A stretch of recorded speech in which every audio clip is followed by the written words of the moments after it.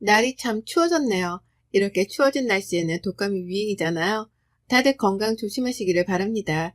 우선 사연 이야기를 드리기 전에 간단하게 제 소개부터 드리려고 합니다. 전 전주 사는 40대를 바라보는 아직 30대인 평범한 워킹맘입니다. 워킹맘으로 한국 사회에서 살아간다는 것이 많이 힘이 들 때가 있네요. 오늘 사연은 제가 겪었던 시댁과의 이야기를 드려보고자 하는데요. 저랑 남편은 오랫동안 친구로 지내다 좋아지게 돼 연애하고 결혼까지 한 평범한 부부입니다. 남편이 워낙 내성적인 스타일이고 저는 또 굉장히 발랄한 스타일이라 솔직히 잘 맞을까 생각도 많이 했었는데 연애할 때는 남편의 그런 성격 때문에 큰 싸움 없이 넘어가곤 했던 것 같습니다. 연애하는 동안에도 큰 싸움 없이 지냈었는데 결혼하고 살아가다 보니 왜 이렇게 자잘한 싸움이 많이 있는지 잘 모르겠네요. 저희는 결혼하고 나서 오랫동안 아이가 생기지 않은 케이스였습니다. 흔히 말하는 난임 부부라고도 하죠. 난임 부부로 오랫동안 지내다 보니 지치기도 하고 포기하고 싶을 때도 많았습니다. 그럴 때마다 남편과 저는 아이를 너무 좋아했기에 서로 위로를 건네며 그렇게 지내왔던 것 같습니다. 1차, 2차, 3차 인공수정에 실패하면서 이번에 마지막으로 해보자 했던 도전에 우리 천사 같은 아들이 찾아왔습니다. 너무나 기뻤고 오랫동안 다니던 회사에 휴직계를 내면서 임신 기간 동안 좋은 거, 좋은 음식에 태교에만 집중하면서 지내왔습니다. 그러고 출산을 하고 아이를 키우면서 슬슬 회사에 복귀를 해야 하는 시기가 찾아왔습니다. 처음에는 아이 때문에 회사를 그만둘까도 생각했지만 남편도 그렇고 주변에서도 지금까지 쌓아온 커리어가 너무 아깝다고 특히 남편이 좋아하는 일을 포기하지 않았으면 좋겠다고 해 남편이 저 대신 육아휴직을 쓰고 제가 복귀를 했으니까요. 오랜만에 회사에 가서 있다 보니 참 좋더라고요. 아이를 키우는 일도 참 행복하지만 또 제가 좋아하는 일을 하고 있으니 그것 또한 행복했습니다. 그렇게 남편의 육아휴직도 끝나고 이제 아이도 어느 정도 커서 유치원을 종일반으로 바꾸면서 육아를 하게 되었습니다. 그때부터 워킹맘으로 살아간다는 게 어떤 건지 알기 시작했네요. 육아도 하고 일도 잘 해내려니 저도 갑자기 출산 후에 안 오던 육아 우울증이 오더라고요. 육아 우울증이 오면서 남편이 한 번은 저에게 물어보는 거예요. 자기가 너무 힘들면 우리 엄마한테 와서 애기 봐달라고 하면 어떨까? 용돈도 드리고.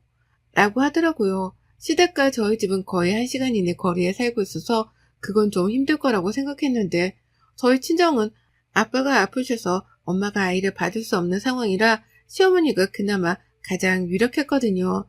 그래서 고민 끝에 이번에 전세 계획이 끝나면서 시댁 근처로 이사를 하고 시어머님이 저희 아이를 봐주기로 하셨습니다. 저는 시어머니랑은 그렇게 친한 편은 아니었어요. 남편의 집은 시어머님, 남편의 누나, 저한테는 형님이죠. 다 근처에 살고 있어 시어머님이 형님네 애들도 어릴 때 자주 봐주곤 했다고 하길래 그렇게 하는 게 둘 다 나을 것 같아 시댁 근처로 거처를 옮겼습니다. 다행히도 아이가 할머니랑 잘 있어서 시어머니가 도와주니 또 굉장히 육아하는 면에서 편하긴 하더라고요. 아침에 제가 아이를 유치원에 보내면 어머님이 오후에 픽업해서 간식 먹여서 학원 보내시고 학원에서 오면 씻기고 저녁까지 다 해서 먹여놓으시더라고요. 그러니까 저나 남편은 편하게 집에 와서 있을 수 있어 시댁 근처로 오길 잘했다는 생각이 들기도 하였습니다. 시댁이 어렵다는 생각을 굉장히 많이 했는데 이번 계기로 이렇게 잘 지내니까 왜 진짜 그러지 못했지? 라는 생각도 들었습니다. 그래서 소정의 용돈으로 드리던 어머님에게는 아이의 살림까지 해주고 있어 거의 월급 형태로 돈을 드리게 되었습니다. 그렇게 돈을 드리면서 죄송했지만 저희 집 저녁까지 늘 챙겨주시고 저도 그럴 때마다 더욱 잘해드리려고 노력했는데요. 주말이면 어머님 모시고 나가서 쇼핑이나 외식도 늘 같이 했고요. 어디 친구분들이랑 놀러 가신다고 하면 용돈도 정말 많이 드릴 정도로 저도 제 성의 표시, 마음 표시를 했죠. 또 형님도 아이가 둘이 있는데 초등학생들이라 저희 아이와 굉장히 잘 놀아주기도 하고 그러길래 저는 모든 게 지금 다 완벽하다고 생각했던 것 같습니다. 그리고 어머님이 저희 아이를 봐주신 지 한 1년이 다 되어갈 때였을까요? 제가 친정아빠가 아프셔서 남편이랑 며칠 갔다 와야 하는 상황에서 시어머님이 아이를 데리고 며칠 계셔주셨는데 와서 보니 집이 엉망진창이더라고요. 아이는 멍하니 TV만 보고 있고요. 그래서 이럴 일이 없는데 왜 그러지 싶어 여쭤봤더니 몸이 편찮으셔서 그랬다고 하시더라고요. 그래서 괜히 다녀왔구나 싶어가지고 죄송했습니다. 너무 죄송해서 어머님께 요새 몸이 많이 안 좋으신 것 같아서 보약을 한 채 지어드린다고 했어요. 그리고는 한의원에 가서 보약을 정말 좋은 약재로서 지어드리기도 했습니다. 근데 그때부터 이게 저의 괜한 생각이었을까요? 생전 잘 안 아프던 아이는 한 달에도 몇 번씩 감기에 걸리고 몸이 많이 약해졌더라고요. 그리고 영유아 검진 날이라 검진을 했는데 작년에는 또래에 비해 큰 편이라고 했는데 이번 년에는 작년보다 성장이 잘 되고 있지 않다는 말을 들으니 어머님이 밥도 잘 해주실 텐데 얘가 밥을 잘 안 먹나 싶어가지고 어머님께 여쭤봤어요. 어머님, 저희 애기 혹시 밥 요새 잘 안 먹나요? 아니, 밥 2그릇씩 싹싹 먹지. 아, 근데 영유아 검진 갔는데 성장이 좀 더디다고 그래서 걱정이 되네요. 아, 그랬니? 더 식단에 신경 써야겠다. 아, 감사합니다. 그 뒤로도 아이가 조금씩 미세하게 달라졌다는 생각이 들었습니다. 하지만 아이들이 커가면서 성장은 어느 정도로 멈출 수도 있다고 하니까 너무 조급하게 생각하지 말자라고 생각했죠. 주말에는 아이의 키와 체중을 더 높이기 위해서 고기부터 아이가 먹고 싶은 음식이나 간식들은 꽉꽉 냉장고에 채워두고 어머님께 일주일에 몇 번씩은 꼭 고기랑 야채 같이 주셨으면 좋겠다고 부탁까지 간곡히 드렸습니다. 그리고 나서도 어머님께 드리는 생활비 이외에도 제가 다 따로 음식 재료들은 사서 넣어드렸는데요. 또 독감 맞을 때 저는 병원에 전화해서 웬만하면 수입산으로 돈 주고 맞추려고 생각해서 이번에도 소아과에 전화를 다 돌린 후에 맞고 싶은 독감이 있어 이걸로 꼭 맞춰달라고 하고 돈도 따로 챙겨서 드렸습니다. 아이가 예민한 편이라 접종하고 나면 꼭 열이 나는데 그 백신 약은 열이 안 나서 꼭 그 백신 약으로 맞추려고 하거든요. 그리고 백신을 맞추고 나서 저녁에 아이에게서 갑자기 열이 펄펄 나는 거예요. 너무 걱정이 돼서 왜 매번 맞는 약으로 했는데 그랬을까? 어머니께 여쭤보니 똑같은 약이고 적어준 대로 했다고 하시길래 저는 당연히 그런 줄 알았습니다. 아이가 자꾸만 잔병치레도 많아지고 그래서 회사에 양해를 구한 후 한 보름 정도 연차와 월차를 끌어다가 다 쓰고 쉬기로 했습니다. 다행히도 오랫동안 다니던 회사라 양해를 해주셔서 한 보름 정도는 아이랑 함께 시간을 보내기로 했는데요. 어머님도 그동안 아이를 계속 봐주셔서 자기 시간이 없으신 걸 알기 때문에 이번에 제가 쉬면서 휴가 좀 갔다 오라고 제주도 왕복 여행 티켓도 끊어드렸어요. 친구분들이랑 한 5일 정도 다녀오시라고 숙소도 다 예약해드리고요. 그리고 아이를 온전히 제가 케어하니 아이에게 미안하기도 하고 잘 못해준 것만 같은 생각에 쉬는 동안은 아이한테만 온전히 마음을 쓰면서 지냈습니다. 그러다 아이에게 엉덩이 쪽이 발진이 나서 소아과에 다녀올 일이 있었습니다. 소아과에 가서 진료를 보고 나오면서 친한 간호사 선생님이 있으셔서 선생님, 이번에 우리 아이가 백신 맨날 맞는 걸로 했는데 갑자기 접종열이 나더라고요. 그래서 엄청 애가 고생했는데 다시 독감 접종하기 너무 두렵더라고요. 라고 말씀드리니 그러냐면서 그럼 혹시 다른 거 맞은 건 아닌지 확인해 보겠다고 하는데 선생님이 그러시는 거예요. 어머님, 아기가 맞았던 백신이 아닌데요. 이번에는 모래독감 맞으셨네요. 네? 아니에요. 제가 분명히 그 독감이 부작용이 덜해서 그걸로 찾아봐서 맞췄는데.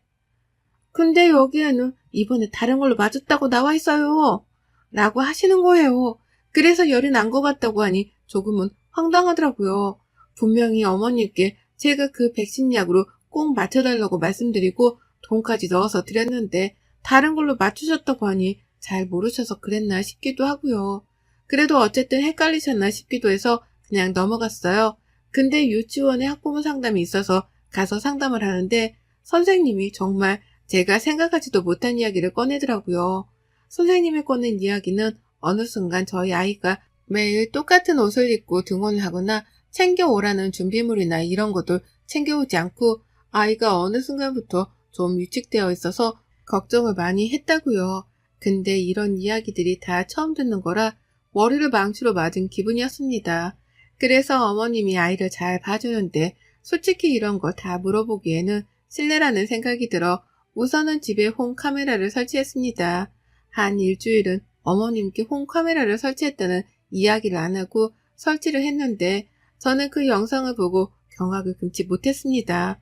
저희 집에는 시어머니가 아닌 다른 사람이 저희 아이를 봐주고 있더라고요. 정말 제가 한 번도 보지 못했던 사람이었어요. 그리고 저희가 퇴근하기 전쯤에 시어머니가 오고 그 사람이 가고요. 그러니까 그 영상을 보고 이거를 어떻게 해야 할까 싶어서 남편에게 퇴근하고 나서 밥을 먹고 카페에 가서 이 영상을 보여주었습니다. 남편은 그 영상을 보더니 아무 말도 안 하고 갑자기 울더라고요. 그러더니 저에게 남편이 해주는 말은 너무 충격스러워 말을 하지 못했는데요. 여보, 미안해. 사실 지금 어머님 진짜 엄마는 아니야. 아빠가 나 어릴 때 재혼했던 새어머니야. 근데 자기한테 말 안 한 건 엄마가 어릴 때 나를 키우기도 했고 나도 진짜 엄마처럼 알고 살았기 때문에 그런 말을 하는 거를 원치 않으셔서 말을 못했어. 엄마가 왜 그런 행동을 한지는 모르겠는데 이대로 용서할 수는 없을 것 같아. 라고요. 시어머니는 남편의 새어머니였고 우선 시어머니에게 이 이야기를 하기 전에 우리 집에 오는 그 사람을 먼저 만나야 할 것 같았습니다. 또 홈카메라로 보았을 때 시어머니가 나가고 그 사람이 집으로 들어와서 집안일을 하길래 바로 집으로 들어갔습니다. 저를 보고 갑자기 놀라더군요. 그래서 제가 누구세요? 라고 하니 아무 말도 못하는 거예요. 근데 심지어 그 사람은 한국 사람도 아닌 조선족 사람이었습니다. 한국말이 서투른 것 같아서 어떻게 된 거냐고 물으니 자기는 그냥 아이 봐주는 거랑 집안일 하는 걸로 취업을 한 거고 돈은 얼마를 받냐고 물으니 제가 어머니께 드리는 4분의 1도 안 되는 금액을 주고 있더라고요. 어머님은 저에게 생활비를 받고 그 생활비에서 조금 떼어 그분께 드리고 제가 집에 들어오면 자기가 있는 척 했던 거더라고요.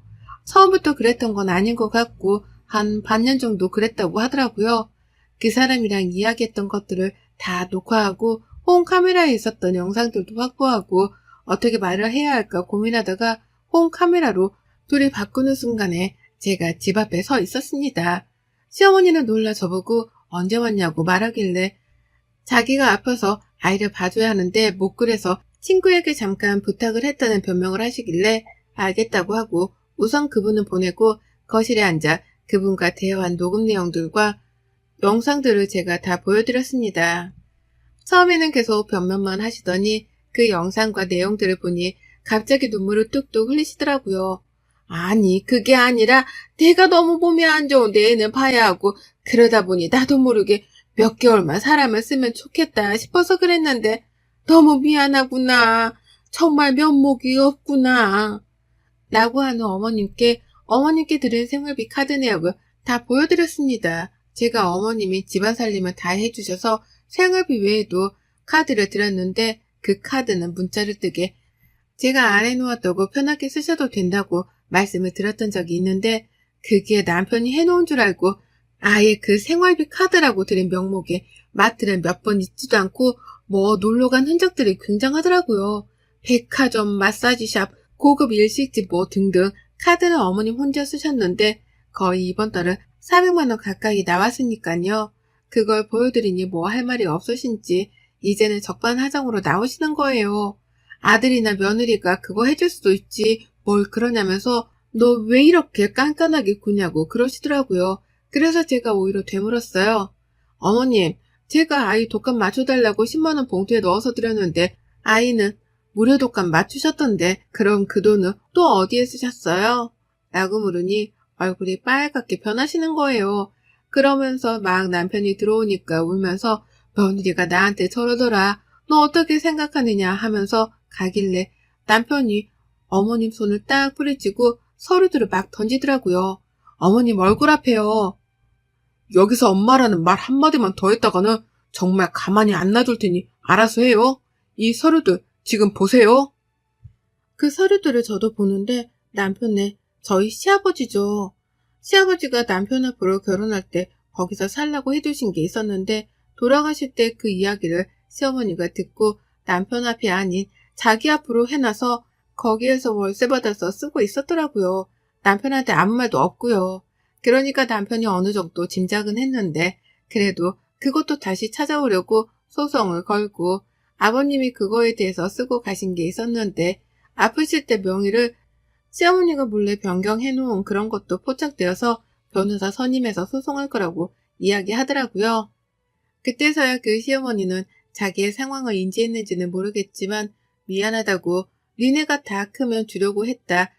이런 말도 안 되는 소리를 했지만 남편은 정말 처음으로 시어머니에게 소리를 고래고래 지르면서 말도 안 되는 소리 하지 마시고 지금까지 월세 받은 돈 다 토해내고 저희한테 생활비 받아간 거 6개월치도 다 토해내셔라. 사기죄로 들어가서 남은 인생 감방 사시려고 생각하시는 거 아니라면 제가 이야기했던 것들 다 지켜서 하라면서 빼곡하게 적어서 주더라고요. 시어머니는 어떻게 이럴 수 있냐면서 막 난리치고 남편은 더 이상 한마디만 더 하면 남아있던 정도 정말 없어질 것 같으니 준비 다 되시면 말씀하셔라 라고 했습니다. 그 뒤로 시어머니는 저에게도 전화와서 설득하라고 문자도 보내셨지만 다 씻고 남편 앞으로 있었던 아파트 명의는 남편으로 바꾸고 월세 받은 돈은 지금 없다며 배째라는 식이네요. 그래서 결국에는 변호사 선임해서 소송으로 가기로 했어요. 몇 달 정도를 소송한 결과 남편 쪽이 더 유리해 승소했고 시어머니라고 하고 싶지도 않네요. 근데 소송하면서 나오는 것들은 지금까지는 아무것도 아닌 일들이 많았습니다. 시어머니는 재혼해서 아버님 몰래 자기 앞으로 해놓은 것도 많았고 심지어 자기 딸 앞으로도 명의 변경해놓은 것도 나왔어요. 아버님이 아플 때 다 자기가 몰래 그렇게 진행시킨 것들이 많았더라고요. 그때는 남편이 어려서 그런 거 잘 몰랐는데 커가니까 어느 정도 알 때쯤 의심은 했지만 그래도 자기를 키워준 사람이었기에 참고 살아야겠다고 생각했지만 이번 아이 일로 지금까지 쌓아둔 것들이 커져서 이렇게까지 하게 되었던 것 같네요. 시어머니는 정말 빈털터리로 쫓겨나게 되었고 지금은 그 자기 딸네 가 있는 걸로 알고 있어요. 자기는 돈 못 준다고 배째라는 식인데 그렇게 되면 나중에 문제가 더 커질 거라고 생각해서 그런지 선처를 바란다는데 남편과 저는 선처해줄 생각이 없어서요. 남편과의 일이 어느 정도 마무리되고 시아버지 납골당에 다녀왔어요. 남편은 한참을 그 앞에 서서 눈물을 훔치더라고요. 그리고는 자기를 낳아준 엄마를 한번 꼭 만나고 싶다고 저에게 이야기하길래 저는 당신이 괜찮으면 한번 꼭 찾아보라고 해서 이번에 수소문 끝에 남편은 이제 정말 친어머니를 만나게 되었습니다. 저는 안 나가고 남편만 갔다 왔는데 시아버지가 젊은 적에 바람이 나서 새어머니를 만난 거였습니다. 그래서 아이만이라도 자기가 키우겠다고 했는데 시아버지가 그건 절대 안 된다고 해. 그때는 어머님이 힘도 없고 돈도 없어서 데려오지 못해서 늘 몰래 가서 남편을 보고 왔다고 했나봐요. 그러다가 그 새 시어머니가 남편네 친어머니한테 다시 찾아오지 말라고 그게 더 아이한테 상처 주는 일이라고 해서 그 다음부터는 보고 싶은 마음도 남편을 위해 늘 안고 사셨다고요. 그리고 더 놀라운 사실은 저희 결혼식에 오셨대요. 잠깐이었지만 결혼한다는 소식을 듣고 안 올 수가 없어서 어두울 때 보고 가셨다고 하시더라고요. 얼마나 마음이 아프셨을까요? 남편은 그 과거를 다 알고 나니 엄마를 부둥켜 안고 한참 울었다고 하더라고요. 저희 남편 참 불쌍한 인생을 살았네요. 이번에 저도 정말 시어머니를 만나 아이와 남편과 함께 배웠는데요. 한눈에 봐도 어머님과 남편이 닮아있는 게 보여서 정말 울컥했네요.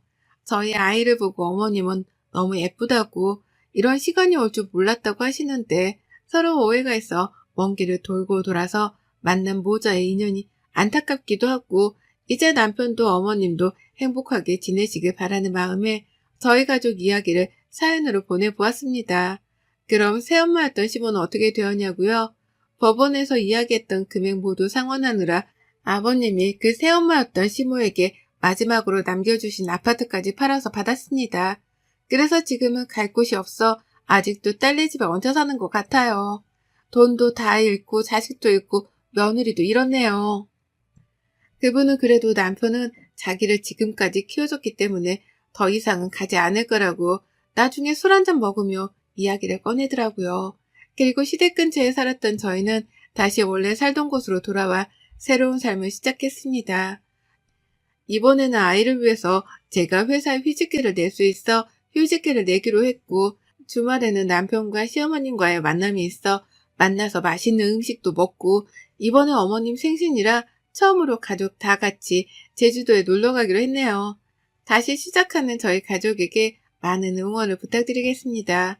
여러분의 생각은 댓글로 남겨주세요. 오늘도 시청해 주셔서 정말 감사합니다.